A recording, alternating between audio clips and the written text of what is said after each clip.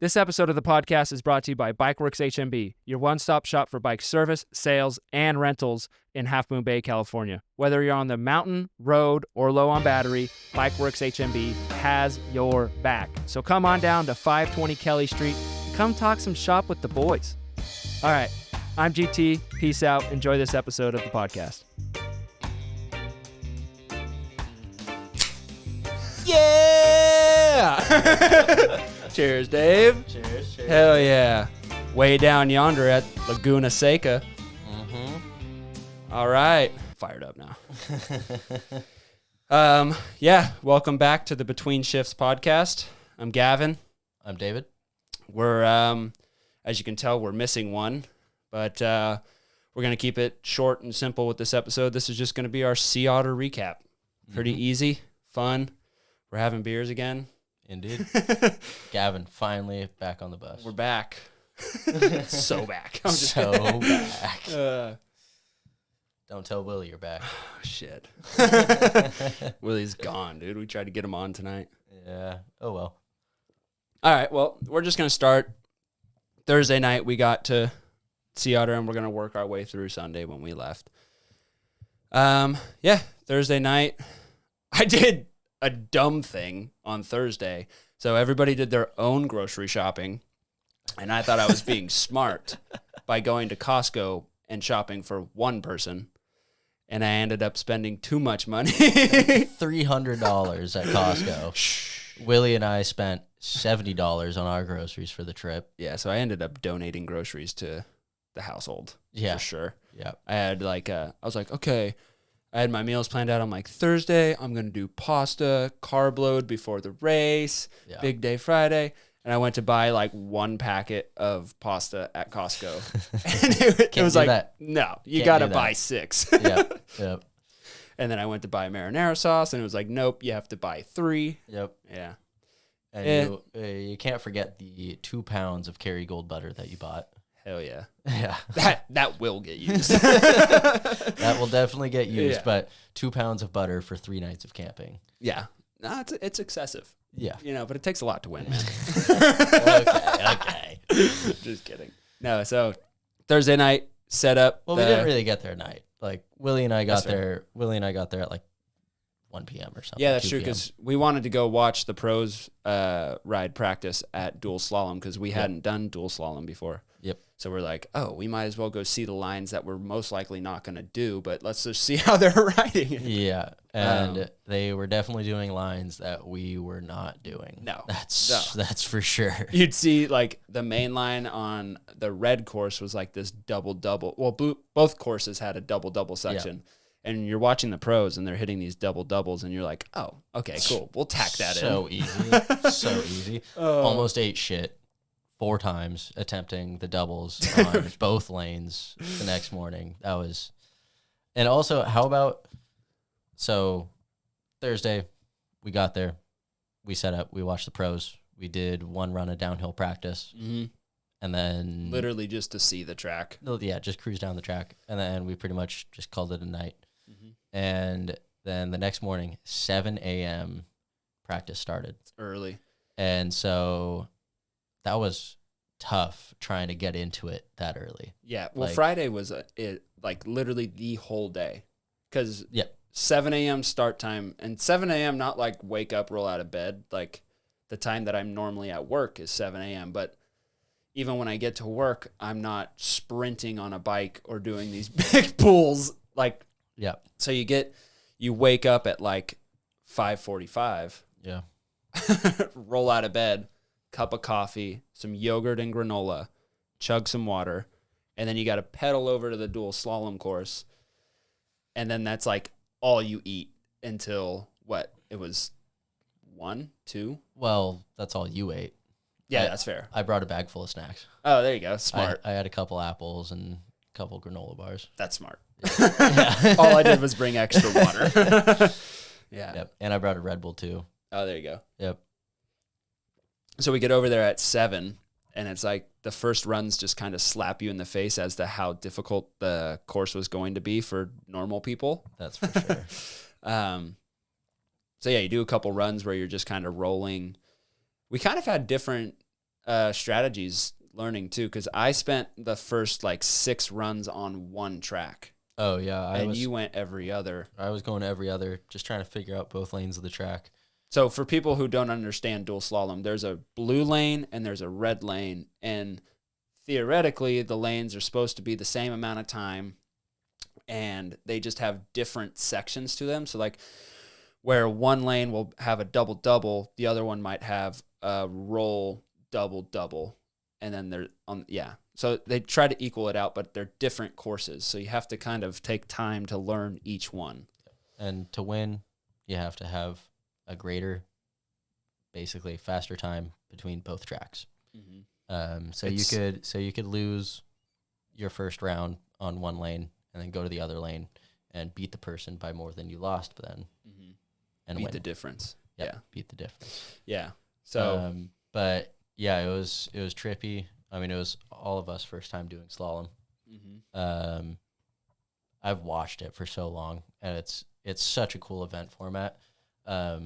Even for us looking like squids out on the course, like it is for sure. It's so fun, and like those doubles where the previous day we were watching the pros and we're like, oh, like that looks easy. Yeah. Holy shit. Yeah. Like I almost died a couple times trying some of those double lines, and God, I felt so lame not doing the doubles. Felt so lame. You got the doubles pretty clean on the red lane. On the red lane. On the red lane, you got it. Blue is like you'd have to roll over a lump and then double, and it was trippy because red lane, it was right out of the corner, double, and it was actually like a smoother transition. But then on blue, it was rolled, double, and the landing on the first double and the lip of the second double were closer together. Yep. And then the gap on the second double was bigger than the gap on the first double. So it was just completely mind-fucking me. I mean, it just fucked me up how close together everything was. Because on both of those lanes, I got the first doubles. Mm-hmm. I just couldn't stitch it together. I couldn't hold on for the double. I could get the first double, but it was just, Yeah, but at least you went for it. Like I didn't I didn't even on the second double on the blue, I had never tried to jump it. I just would come and do it, and I'm like, fuck. I fucking tried it. I fucking almost died, but I tried it. You went for it, dude. Yeah. James can't even say he went for it. No, James didn't go for it. He still beat me, but he never tried him. 7 a.m., we're there, whatever. I started on red. I took like 6 runs. And keep in mind, every run you have to hike back up the hill to get to your run. So you're just tearing up your legs. Well, I mean, it's like 100 yards. It's a lot more than 100 yards. Oh, no, it's not that much. But it adds up. It adds up. It sucks. So you start, you have practice, what was it, 7 to 8:30? So hour and a half worth of practice. Yep. And then from 8:45 to around 9:30, it's qualifying. So you get 1 run on each lane, and that's your time. Like that's how they place you in the it's formed as a tournament. Bracket style. Yeah, so there's first seed all the way down to, I think it was 8. Yep. Yeah, they cut one guy out. Yep. And then, forget where I was going. Tournament. Well, you ended up first seed. Yeah. And then there's another guy. And then I came in 3rd seed. Pickle man. Pickle man. It was 19. Our age category was 19 to 29. And like primarily it was probably 22 to 29-ish. But there was one. Yeah, that one 19. There was one young kid. And James was in the dumps all morning. Yeah. Our buddy James. You guys haven't met him yet, but you will. But he qualified like 6th. He was so bummed on himself. Yeah. He was like 7th. Yeah. Mm-hmm. And so like he was just sulking and like just so not stoked. And it was like, James is the fitness guy out of all of us. He rides his bike a lot. Keep in mind, James is defending Sea Otter champ 2 years in a row. Yeah, he is for downhill. Yeah. Because he puts the power down. That's his strength. He's got the power. He's got thunder thighs. He's beefcake. And to be fair, the main reason we added in dual slalom into this bet was so that James didn't win a 3rd time. Yeah. But he ended up using his legs, and he beat Mr. Pickle. He had to dig so deep for that. Yeah. Because, so first run, I'm not too sure lane-wise, but James raced this kid that was probably, I think he was 19. Yeah, I think so. And the kid's like, not in practice, he's not wearing this, but then all of a sudden we start talking to him before the race. He's like, yeah, I'm going to wear a pickle suit, like a pickle costume. Pickle Rick. Yeah. While he's racing. And when we found out James was racing him, we're like, dude, if you lose to Pickle Man, this is going to be so awesome. So embarrassing. So embarrassing. So first run, the guy, Pickle Man, beat James by 0.09. Yes. And then it comes down to the last run, and James just pulls it out somehow, some way, and beats the dude by 0.1. So, like, not a lot of time. No. Like, the thread of a wheel difference. Yeah, blink of an eye, and, James came out on top. And then my first round was pretty uneventful. Yeah, me too. Yeah. The guy fell on the first round, and then I still beat him by like 0.3 on the second. That was so funny. I was hiking up when you were racing that guy. I had told you this, but when the guy, he went down in this like flat corner section, and a big thing that we've now come to realize is to save your legs in dual slalom so that you can pedal when you actually get down to the lower bracket races. And I saw the guy go down behind David, and I tried to yell to Dave. I'm like, he's down, so that David just wouldn't pedal. And David was just in the zone, just going. Yeah. My first round was super. I got lucky because I qualified first, so I raced 8th seed, and it was. I just had to kind of pedal. Yeah, I could kind of click in my lines. And then that brought us to the next round where I faced James. Yeah, James beat Pickle Man. David beat his opponent, and the next round was Dave versus James, and it was awesome. That was tough. I mean, I feel like I've been acting like a sore loser about it. I lost fair and square to James. But oh my God, I wanted to beat him so bad. And I thought I had it in the bag because we were both rolling everything on top. I felt like I was faster in the flat corners, and then it was just the bottom of the track. He fucking put the power down. Yeah. And, I barely lost by anything. Yeah. But I lost. It was really cool getting to watch you guys race. Yeah. It was sick. And you got this guy that we met, Kane. Mm-hmm. You raced super him cool in that dude. Round. Yeah, really cool guy. And it's pretty funny. We're like, when you guys were talking, it was first round, back from first round, because you were just right behind him, I believe, race-wise. He raced somebody right before, and you guys were talking. Yeah. And then, I don't know how that came up, but you guys were talking about football. Well, he was like, where are you guys from? And we said Half Moon Bay, and he goes, oh, I played football against Half Moon Bay. Yeah, and it was pretty funny because he went to Pacific Grove, and my sophomore year of high school, that's who we played in the CCS championship. And he made it a thing that because second round, that's who I had to race. Yep. So very first race, walking up to the gate, he's like, oh, look at this. We get a rematch, Pacific Grove versus Half Moon Bay. And I was just like, yeah, it's I was so competitive. I was like, yeah, it is rematch. Yeah. And then I beat him by like a second and a half on the first run. Yeah. And then the second run, he just went over the bars. Yeah, that was a pretty gnarly tumble. Yeah. But popped right back up. Yeah. Yeah. So then it was me versus the guy that Gavin beat, Kane. For third place. For third place, the consolation round. And then it was you and James for the finals. Me and James, finals. That was sick. The consolation round, at this point, I was smoked. You were tired. You were tired when you raced James, though, too. That's where he got you. Yeah, I was tired. It had been a long morning. I wanted more food, even though I brought more snacks than all of you guys. I was like, I need fuel. I literally didn't. I had my Red Bull. Gummies. My Red Bull didn't give me wings. Sue 'em. But yeah, Kane ended up beating me by 0.059 in the first round.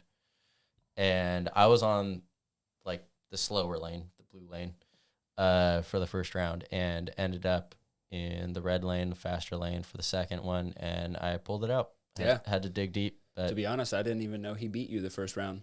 I thought you swept him. No. I didn't know that. He got me by .059, so then I had to come back and beat him, and I think I got him by like .2. So it was close, but I got him, got third place, and the funny thing is, well, I guess we'll get to it, but he beat me in downhill by .2. We'll get there. Yeah. So David took third, and then it was me and James in the championship. James and I. Thank you. And so like the big thing in slalom is just, well, any two-wheel racing, it's just like hitting your marks. You have your lines, you have your rhythm, you have everything. You need to stay calm and hit those. Yeah, consistency. You need to hit these marks every time. And of course, the first round, I'm in the red lane, which is the faster lane. So like something mental in this is if you start in the red lane, you need to put your best time down because the next time the guy's probably like, you can assume that the guy will beat you. That's a good mindset, I guess, to have. Yeah. And I completely butchered my fucking line. I had the double on red the whole day. It was doing me so well. And I was on the gate and I was thinking about racing one of my best friends. And I'm thinking about how bad I wanted to beat him. And I'm thinking that I'm on the fucking blue lane. So then I get to the rhythm section. And instead of going double, I go to roll because on the blue lane, there's a roll into the first double. And then I realized halfway through the roll, I'm like, no, this is the one time I could make up time on James. Yeah. But then I actually got him on the pedaling. And I was like, damn, okay. Yep. So I got James by half a second on that. And then it came down to the me in blue, James on red. And I was like, fuck, this is going to suck because he's going to pedal super, super hard. But you still pulled out ahead of him. Yeah, right? I got him by more, I think, on the blue lane than on the red. Yeah. But, yeah, it was fun. So and you claimed first, and then it was a Half Moon Bay Boys podium. Yeah, it was sick. Maybe we can throw in a picture. But it was me on top, James second, David third, and we cracked some beers and had fun on the podium. Snuck beers up onto the podium. Yeah, in our pockets and fucking waistbands. It was fun. Yeah, all of us wore our HMB Bike Works to just shout Chris out. Yep. And then we had downhill practice after that. We're all pretty smoked. Yeah. We had some food, and then pretty much just like got ready for downhill practice and went and did that. We all actually left at separate times. Yeah. Well, you and James were definitely committed to getting more of a practice in for the downhill. Yeah. Because you left like 30 minutes or so. Because we got there like an hour early or something like that. Yeah, and Willie and I showed up like right on time. Yeah. You So got one run. Yeah, and I didn't feel like going for it. Willie and I were debating it for a while, but I was like, dude, I'm tired. Yeah. That track, there's not really a whole lot to learn. I don't need more runs on it. Yeah, there's only like 2 sections that we hadn't really ridden before because it was made last year. The top section where it was normally the first sprint. Oh, how they just had they had like the roller double, and shark fin. Yeah. Double and then the shark fin out. Yeah, and then there was another on off. Yeah. But so we got 2 runs. And then that kind of gave me a lot of confidence, honestly, because first run I wasn't able to click everything in, all the jumps that I wanted to do. Yeah. But then second run, I was like, I'm tired, but I need to jump these because I'm not gonna practice tomorrow. I'm not gonna fucking pedal hard to try to make a jump. And see, that's where I did like the opposite, where I was like, I'm just gonna take it easy today, and then tomorrow morning I'll click off all my lines. And it was like Saturday morning, I put down a run that I was happy with, and I was like, all right, that's kind of my race round, except for pedaling harder. Yeah.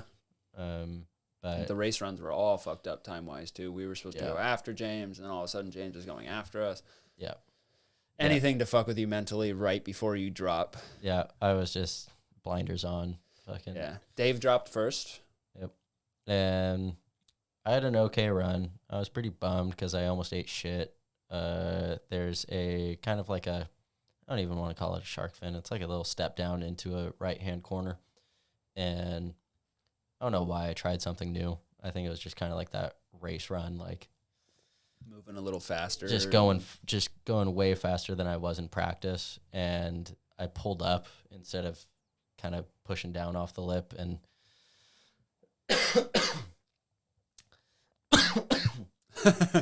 wrong pipe. Wrong pipe. You can tell he's really dealing with this emotionally. He's He's acting like Takes it went a down the toll. wrong pipe, but he's tearing up. Yeah, I'm just crying. No, yeah, but ended up just going way too deep on that. Ended up landing just full front wheel first, like almost over the bars. Kind of scary. Barely made the corner. Didn't get the triple on the step up after because I killed all my speed doing that. Oh, that's where that happened. Yeah. Oh, It's like okay. Yeah. really key section of track. Yeah. Yeah. It is. And so, yeah, that kind of fucked up my run, but I still came across the line with a 2:15. Yeah.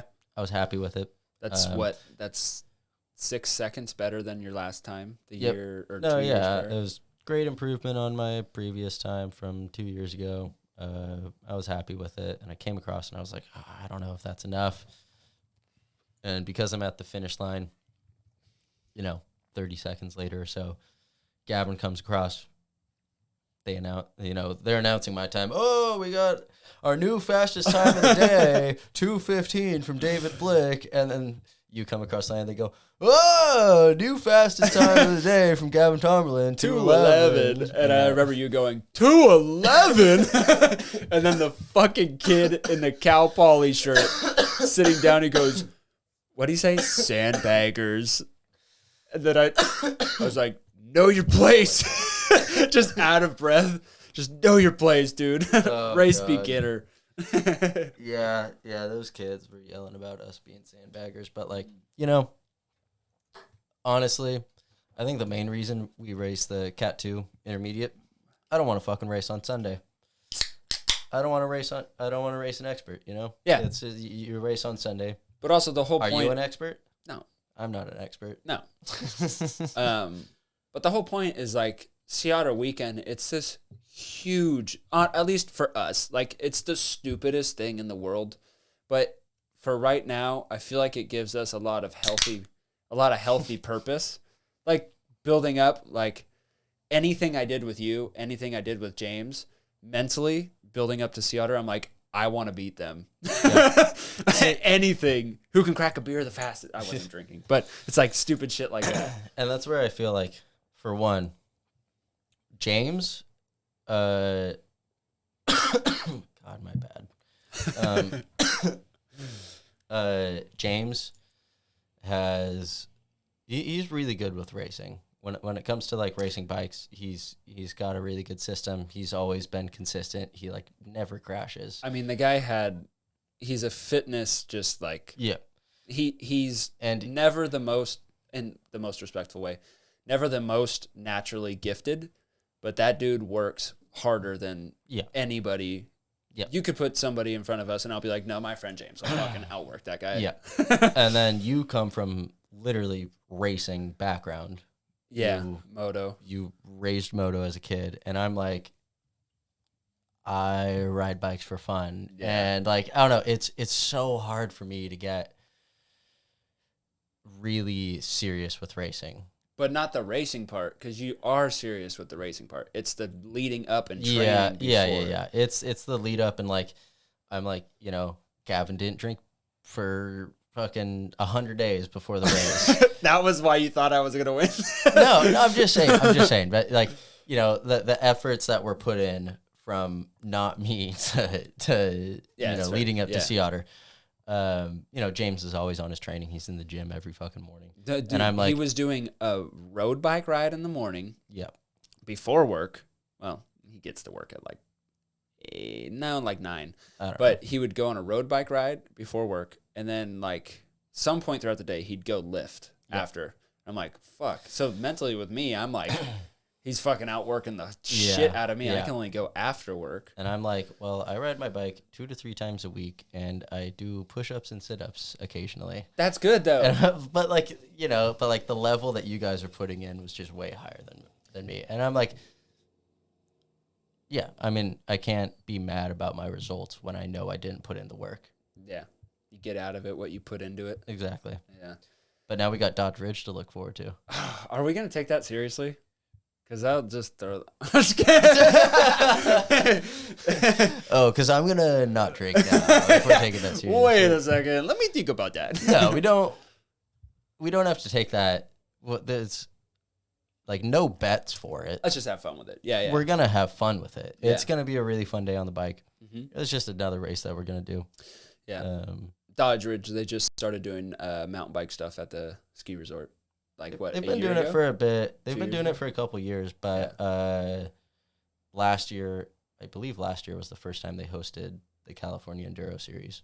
So this will be the second California Enduro Series there. We'll be there. So if you're racing the California Enduro Series at Dodge Ridge and you want to meet some washed up locals, come say what's up, dude. Yeah. We'll be there putting in mediocre times, but we're racing each other. Mid-pack for life. Yeah, exactly, dude. Yeah, so the build up to Sea Otter is just huge. And then at least like mentally and physically, that's like the healthiest point of the year for probably all three of us. Like, I don't think you're doing push-ups, sit-ups, and ride 3 days a week consistently for other months throughout the year. Maybe the rides. Yeah, I mean, the riding, and I got my push-ups in here and there. Yeah, you know? yeah. 100 a day, dude. Then just do that. Oh, that's what I was doing. Oh, my God. See, of course. I was doing, I'd go, the whole thing with training camp for me is, I was like, okay, James always gets me. I'm just getting out my secrets now. Damn it. But I was like, James always gets me on the pedals. Yeah. And not because he's in better shape, but because he has more force when he pushes down. He's stronger leg-wise. More juice. More juice. Yeah, he's got more beef behind him, dude. Yep. So I was like, okay, I'm going to work in an extra day of lifting this training camp so that I can at least compete. I'm not going to be as strong as James. No matter how much I want to lift, I probably won't be squatting like that guy squatting. Say it to his face. No, he would love that. That's why I don't. Yep. But no, I was like, okay, I need to up my lifting so that I have more juice when I am pedaling. And then I also upped my cardio. So I was like, Monday, and I think I had Monday and Wednesday, or Monday and Tuesday, whatever. Those were my lifting days. Okay. And then every other day I'd try to ride. Yeah. And that was it. Like, I tried not to, because I'll just get washed out if I try to plan too much. So I'm like, just do something rather than nothing per day. And then I'd do 100 push-ups. And I actually wasn't doing sit-ups. I'd just do a core workout at my lift days. And then I'd do 100 curls and 100 skull crushers. I was like, please go like this. Yeah. Did not put in that work. It's fair. Yep.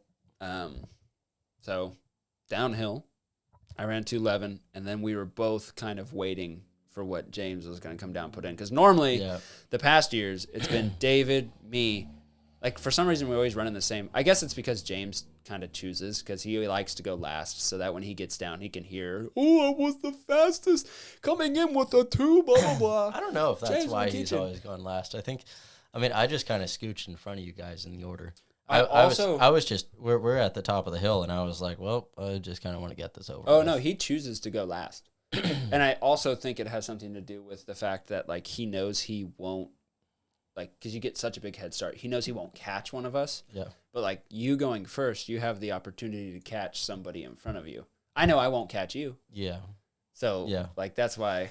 Oh, and we have to give our condolences to Willie, who... Will Dog, dude. Dude, Dub Dog, unfortunately... Dub Dog.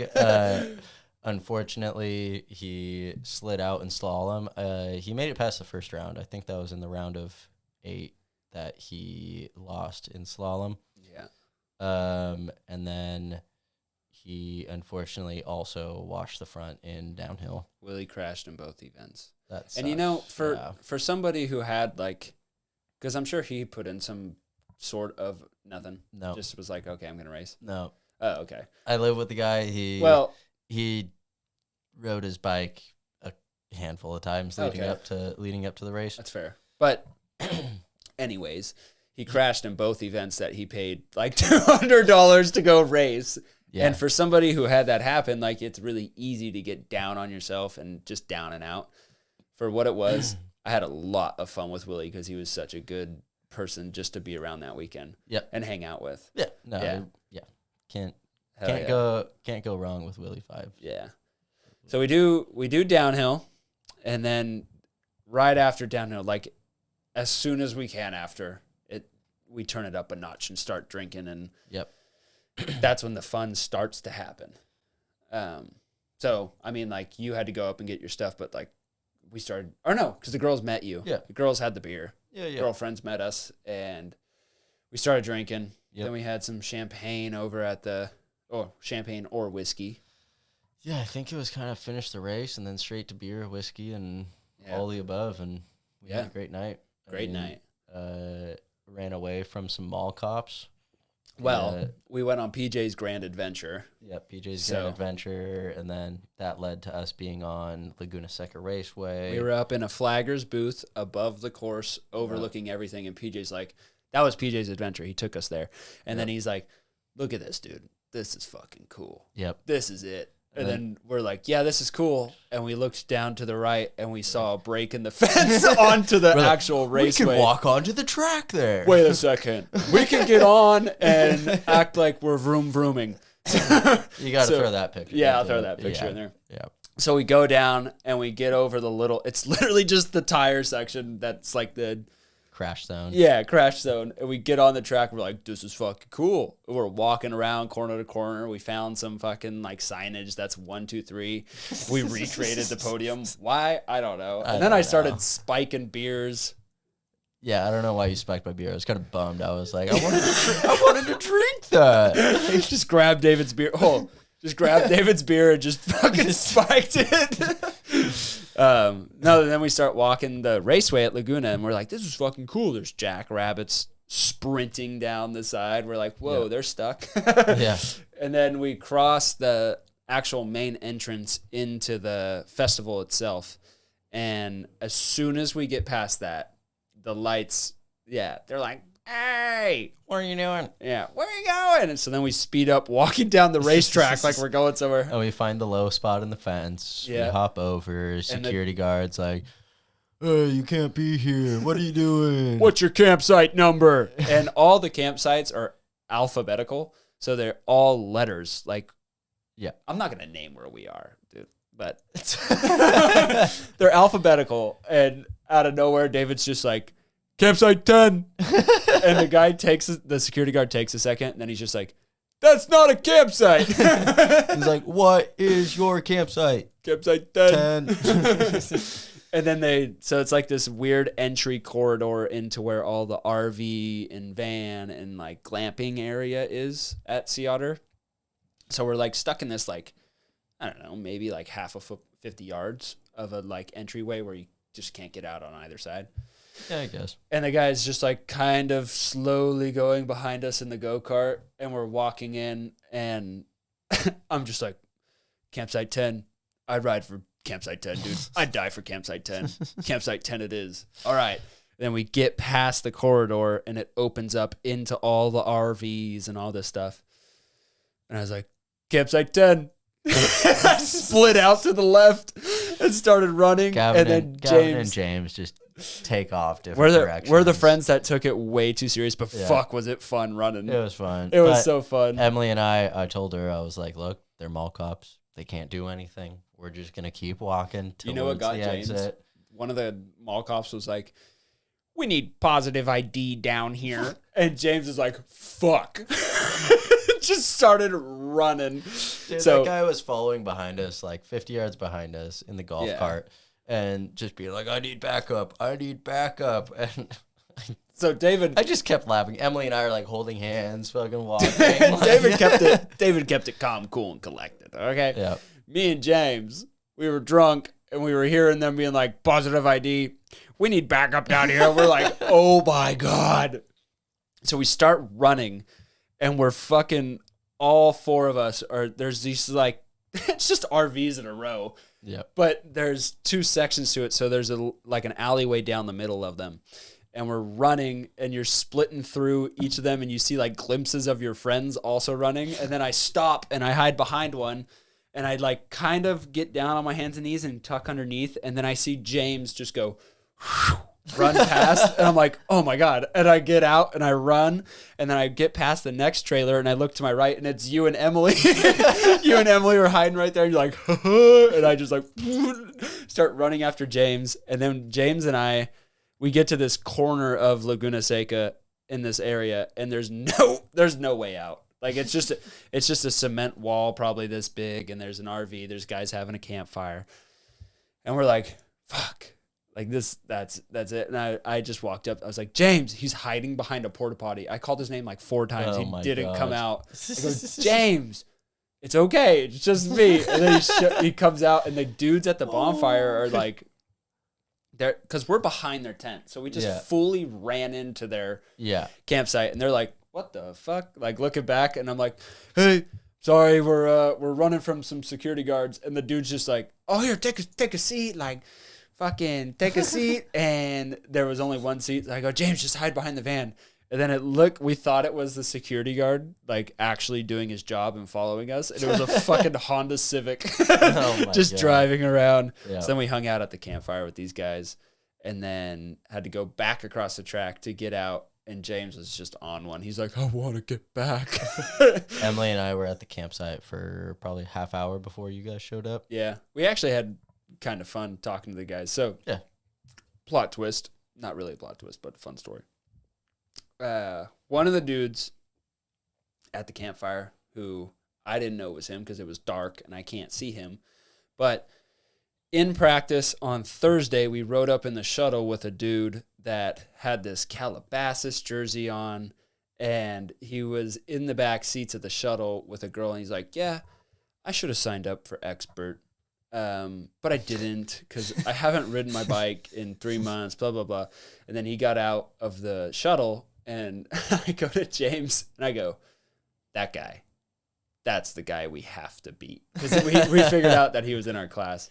Yeah, like, that's the guy we have to beat. And just oversharing when you're drunk, running around and end up at a stranger's bonfire. Yep. They started asking, obviously, at Sea Otter, did you guys race, blah, blah, blah. So I give them that whole story. And across the bonfire, the kid just goes, that was me. And I was like, oh, no. It's like, fuck, dude. These guys just took us in. And then he was cool. I was able to pawn it off on the fact that it said Calabasas. And I'm like, it was a NorCal versus SoCal thing. You know, we wanted to beat you. Yeah. And then he's like, Calabasas is in San Jose. And I was like, what? I was thinking the Kardashians and shit. I was like, fuck those guys, dude. Oh, my God. Yeah. And then we had to go through, then we went home, back to camp, went to sleep, woke up, and had to pack up all of our shit. You left pretty early, actually, with Emily. And then we went back into the festival. Yeah. I didn't care for going into the festival. Yeah. Sea Otter weekend. It was sick. It was a good time. We had fun. Gavin's drinking again, so I have a buddy. Yeah, we're back. We're so back. So back. Not during the week, but weekends we're so back.